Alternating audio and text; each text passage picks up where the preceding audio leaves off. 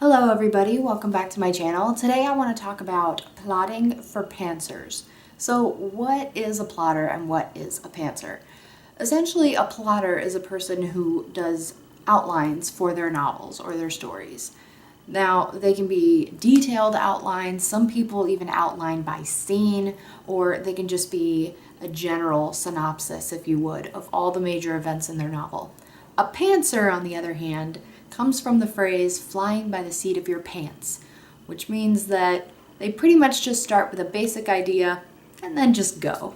They allow the story to unfold before them.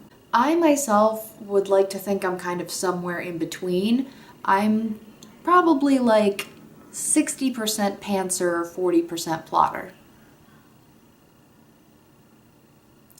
80-20. Regardless, there are some drawbacks to being a pantser. For one, you don't know how your story is going to end or the way it's going to develop. You just kind of see where the story takes you. Some writers tend to write themselves into a corner. Some writers lay breadcrumbs at the beginning of a story and then later on realize that they completely forgot all about those breadcrumbs. I'm guilty of that sometimes, or have been. So what I want to talk about is how a pantser can kind of work like a plotter. Now, I'm not trying to turn you into a plotter because it's fun to be a pantser. You experience the story kind of the way a reader would, where you're discovering things along the way. You're exploring this world that you're building. You're exploring avenues.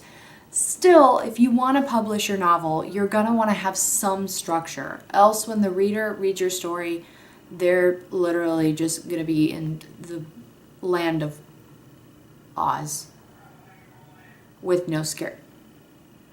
For real? Sorry about that. My husband's on a conference call. So the purpose of this video is not to turn you into a plotter if you're a pantser. If you're a pantser, I'm a pantser too, for the most part. Just let your freak flag fly. I found this really amazing article on Now Novel that is literally all about how to be a plotter if you're a pantser. I have a couple of things that I can add to it, but I'm also just going to kind of summarize that article in this video, and I will leave the link to the article down below just to give credit where credit is due, and if you just want to check it out, it's a great article. I'll leave the link for it in the description below. Let's get started. So the first thing you can do is to examine your current writing process. Pretty much, how do you begin a story? Do you just kind of have an idea in your head and keep track mentally of every idea that you have? Or are you like me and like to write things down as they come to you? For the novel that I'm currently working on, my outline actually started as 3 or 4 bullet points and has grown since as I continue to write the story. For me, I have to write down every detail that comes to mind because I know I'll forget about it later. It's just the way my mind works. A lot of people can just write and keep track of everything in their heads. My head would likely explode if I tried to do that. So keeping some sort of working outline that you can add to and even change as you go along is always a good idea.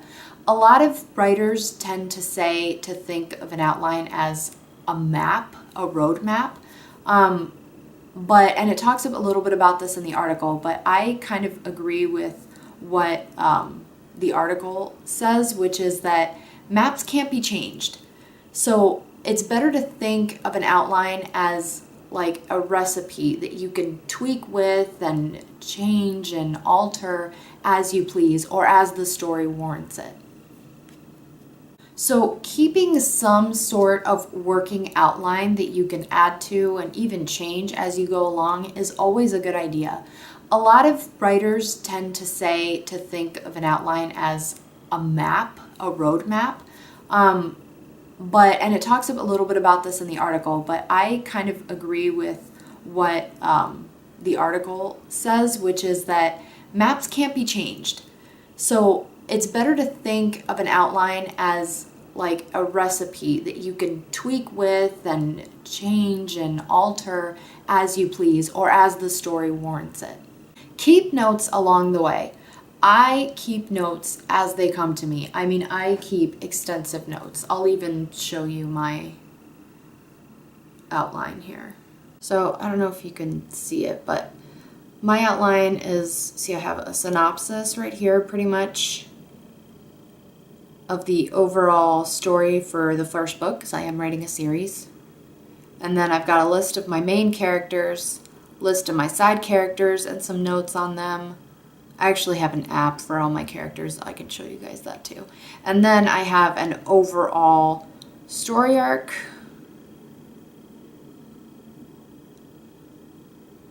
And I've got little bullet points, basically. All the green is what I need to work out, details and kinks and stuff.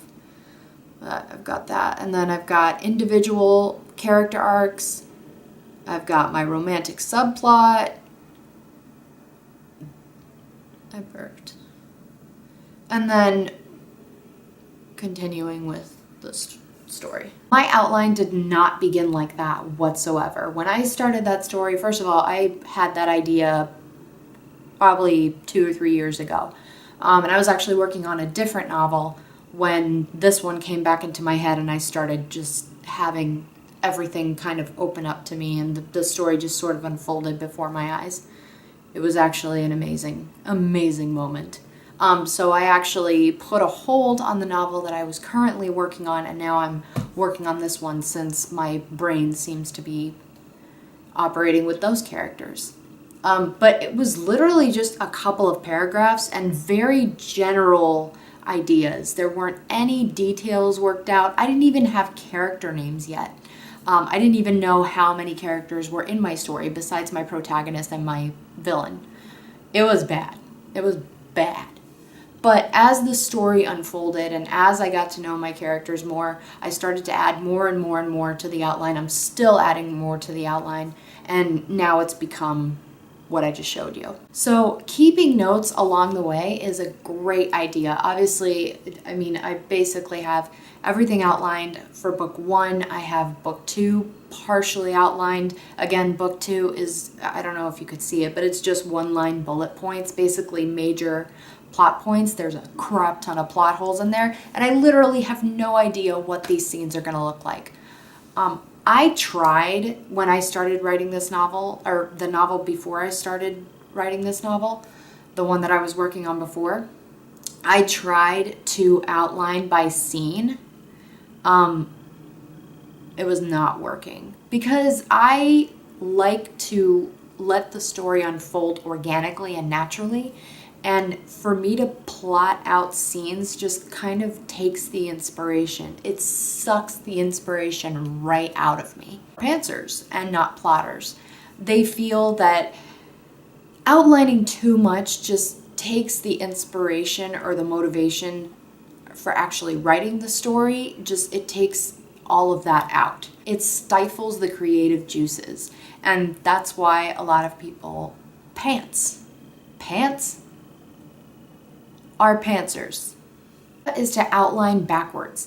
And basically what this means is you write your outline after you finish your novel. And then that way you can see it in an outline form, and you can look for any possible plot holes. You can even see which scenes work and which don't. You can even see maybe some foreshadowing that you had laid the groundwork on but forgot to follow through with later on in the story. It pretty much just highlights everything that you need to fix with your novel. Another thing you can do is try different outlining methods. One method is the 3-act structure. So you have Act 1, Act 2, Act 3. Act 1 is pretty much the setup of your novel, background, and the leading up to where it should end is the point of no return, the first major plot point, pretty much.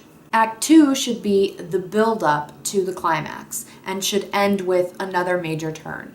And then Act 3 is the climax and the resolution. Another method is the hero's journey, and typically that's used more for character-driven novels as opposed to plot-driven novels. For those of you that don't know, I actually did a video on the difference between plot-driven novels and character-driven novels. I can leave the link down below, but essentially a plot-driven novel is driven by the external circumstances apart from your characters, whereas a character-driven novel is driven forward by the choices that your character makes. Last method, which is one that I have yet to try, and I'm actually super excited to get to try it, is called the plot embryo. I plan to use the plot embryo to outline my novel after it's already done. Aside from the outline that I already have, I kind of want to see how my novel fits in the plot embryo. For those of you that don't know what the hell I'm talking about, the plot embryo is a really interesting method of plotting your novel, and it seems really user-friendly. Rachael Stevens actually did a great video on how to use a plot embryo. I can actually link to that video in the description down below. I found this really amazing app, and it is for free, that you can use to kind of plot your novel as you go. And it's the one I told you guys that I was going to show you. It's called Character Planner, and it is for Android users. I don't know if you can get it for iPhone, but it has categories. So like, here are all my characters, right? And then you have world. So those are my two worlds, because I had started writing, like I said, I had started writing a different novel, but the one I'm working on is down here. And then you've got story, where you can, oh, you can't really see. There you go. Where you can add the characters in your story, and you can add the scenes as well, like the list of scenes. I actually haven't updated this in a minute. You can write down any scenes that you want to include, the locations of your story to just kind of keep track, and then, you know, any items that you have, like mine. My story is a fantasy young adult, so I do have some magical items that show up throughout my story.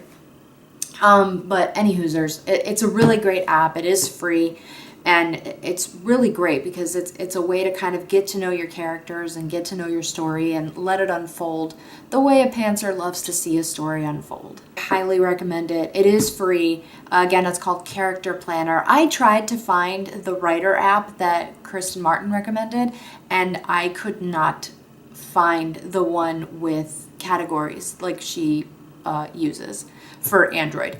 But I did find Character Planner, and I freaking love it to death. I swear by it. What are some of the ways you outline your novel? Do you outline on the go? Do you outline before? Do you outline after? Do you not outline at all? Leave it all in the comments below. Let's discuss. Quick update, I recently reached almost 30,000 words on my novel. I am so excited because it is my first novel. It's really the first novel I've ever attempted to write, and I can't believe I'm 30,000 words into it. It's just crazy. If you guys would like to follow my journey in writing my first novel, you can follow me at the Amanda Wilmot. If you guys have any ideas for something you'd like me to cover in one of my next videos, you can leave a comment down below, or you can tweet me at the Amanda Wilmot. Don't forget to subscribe to my channel on your way out, and I will see you next time. If I rambled a lot in this video, I kind of do that. My mind just blah, blah, blah. Like a true pantser, I did not script this video. I don't script my videos. I just kind of make a bullet point outline. Exhibit A.